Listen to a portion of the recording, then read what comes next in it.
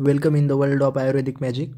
आज आपण आपल्या सिलेबसमधील मोस्ट कन्फ्युजिंग पॉईंट परंतु MCQसाठी खूप IMP पॉईंट, मोस्ट कन्फ्युजिंग परंतु MCQसाठी खूप IMP असणारा ऋतुहारितकी हा पॉईंट पाहणार आहोत। यामध्ये दोन शब्द आहेत, ऋतू एक प्लस हारितकी।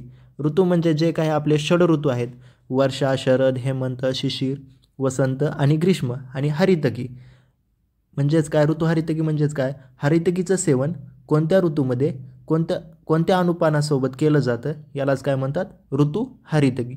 चला तर मग कोणत्या ऋतूमध्ये हारितकीचं सेवन कोणासोबत केलं जातं ते पाहूया। सर्वप्रथम ऋतू आहे वर्षा। वर्षा ऋतूमध्ये हारितकीचं सेवन सेंदोसोबत केलं जातं। 2 नंबर शरद। शरद ऋतूमध्ये हारितकीचं सेवन शर्करासोबत केलं जातं। 3rd one Hemant. हेमंत ऋतूमध्ये हारितकीचं सेवन सुंठसोबत केलं जातं। शिशिर पिपलीसोबत, वसंत मधुसोबत, ग्रीष्म गुड सोबत।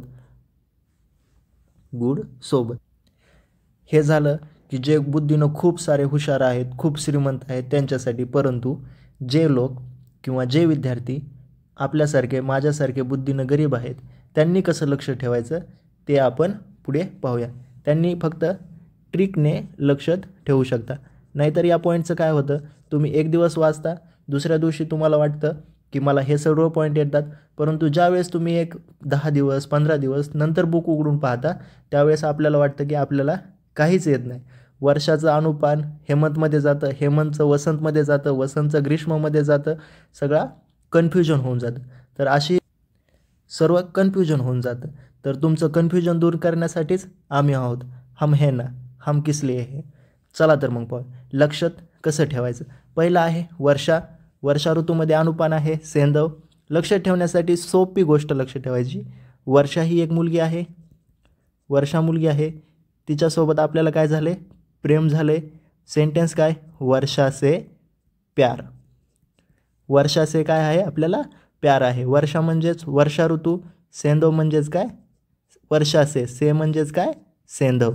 वर्षा से म्हणजेच वर्षा ऋतूमध्ये हारितकीचा अनुपान काय, सेंदव, वर्षा से प्यार। नंतरचा ऋतू आहे शरद। शरद ऋतूमध्ये अनुपान काय आहे, शर्करा। लक्षात ठेवण्यासाठी शरद अनुपान शर्करा। यामध्ये श र हे दोन अक्षर कॉमन आहेत। शर्करामध्ये श आणि र हे दोन कॉमन आहेत। या ठिकाणी श प्लस र हे दोन कॉमन आहेत। म्हणजेच काय, शरदमध्ये पण श आणि र आहे, शर्करामध्ये पण श आणि र आहे। यावरून शरद ऋतूमध्ये हारितकीचा अनुपान शर्करा। त्यानंतर हेमंत ऋतू। हेमंत ऋतूमध्ये अनुपान सुंठ। लक्षात कसं ठेवायचं, हेमंत सुंठ। हेमंतला काय नाही, सुट्टी नाही। हेमंत हा तुमच्यासारखाच BAMS करतो। तुमच्या कॉलेजात ज्या पद्धतीनं सुट्ट्या नसतात त्याच पद्धतीनं हेमंतला पण काय नाही, सुट्टी नाही। हेमंत ऋतू सुट्टीपासून सुंठ म्हणजेच काय, हेमंत अनुपान सुंठ, हेमंतला सुट्टी नाही। पुढचा ऋतू शिशिर। शिशिर ऋतूमध्ये अनुपान पिंपली, शिशिर पिंपली। तर लक्षात काय ठेवायचं, शशी पी। काय लक्षात ठेवायचं, शशी पी। पी म्हणजेच काय, काहीतरी पी। तू तिकडे पाणी पी, कोल्ड्रिंक्स पी, फ्रुटी पी, माझं पी, काय प्यायचं ती पी, फक्त आमच्यासाठी काय महत्त्वाचं आहे, पी। शशी पी। शशीवरून शिशिर आणि पी वरून पिंपली, शशी पी, शिशिर पिंपली। नेक्स्ट ऋतू आहे वसंत। वसंत मधु। मधु म्हणजेच मध। आपल्याला माहिती आहे की वसंत ऋतूमध्ये सर्व झाडांना नवीन पालवी येते, पुष्प येतात, फळे येतात। याच पुष्पामधून मधमाशा काय करतात, तर मध गोळा करतात। म्हणून वसंत ऋतू मधु। वसंत ऋतू म्हणलं की आपल्या डोळ्यासमोर चित्र उभं राहिलं पाहिजे। वसंत ऋतूमध्ये सर्व झाडांना नवीन पालवी येते, फुलं येतात, म्हणजेच काय पुष्प येतात आणि या पुष्पामधूनच काय करतात, मधमाशा या मध गोळा करतात, म्हणून वसंत मधू किंवा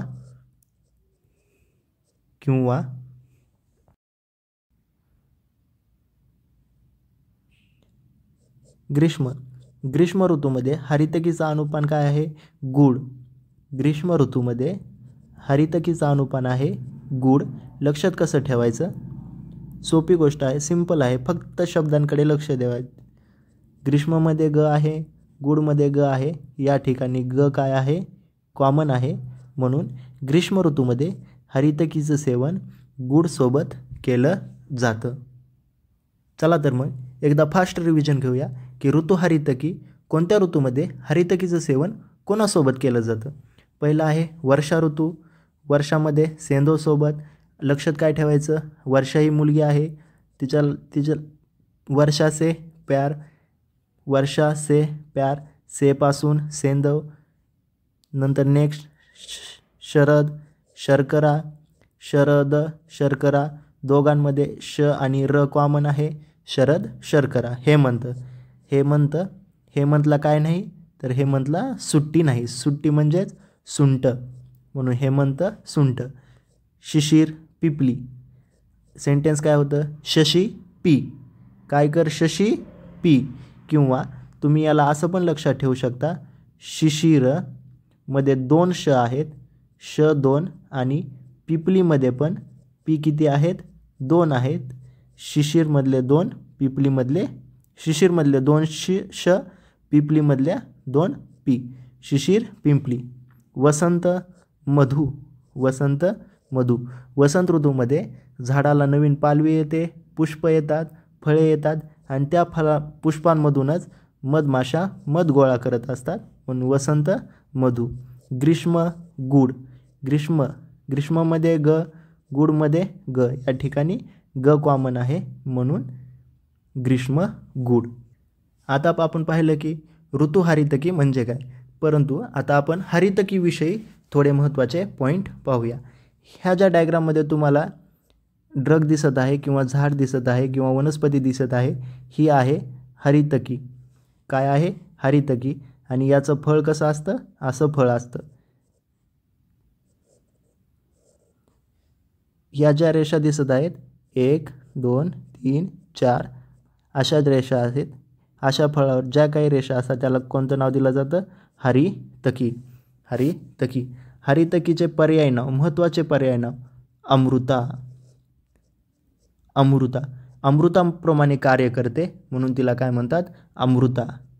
विजया, सर्व रोगांवर विजय मिळवते म्हणून विजया. अभया, हरितकी सेवन केल्याने कोणत्याच रोगाचं भय राहत नाही म्हणून काय म्हणतात, अभया. त्यानंतर महत्त्वाचा पर्याय नाव रोहिणी. जे काय वर्ण झाले असतात किंवा जखम झाले असतात त्यांचं रोहन करते, म्हणजेच भरून येण्यासाठी मदत करते म्हणून तिला काय म्हणतात, रोहिणी.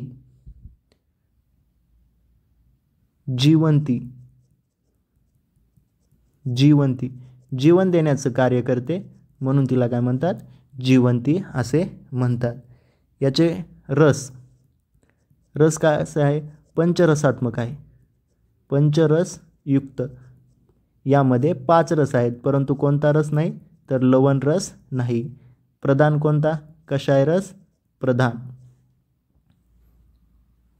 गुण लघु आणि वृक्ष गुणात्मक.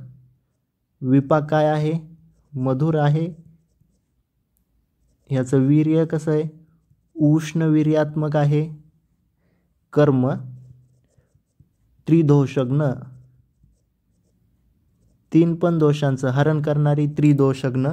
रसायन कार्य करणारी.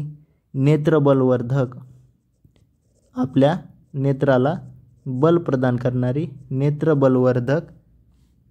त्याचप्रमाणे आयुर्वर्धक, आयुष्याचं वर्धन करणारी, आयुवर्धक. रसायन गुणात्मक. त्रिदोषग्न आहे, रसायन आहे, नेत्रबलवर्धक आहे आणि आयुर्वर्धक आहे. आपण या लेक्चरमध्ये काय पाहिलं तर आपण या लेक्चरमध्ये ऋतू हरितकी, कोणत्या ऋतूमध्ये हरितकीचं सेवन कोणासोबत केलं जातं किंवा त्याचा अनुपान काय आहे याची माहिती पाहिली. त्याचप्रमाणे हरितकीचे महत्त्वाचे पर्याय नाव पाहिले, हरितकीचे रसपंचक पाहिलं. व्हिडिओ जर आवडला असेल तर आमच्या चॅनलला लाईक करा, शेअर करा आणि सबस्क्राईब करा. Thank you so much.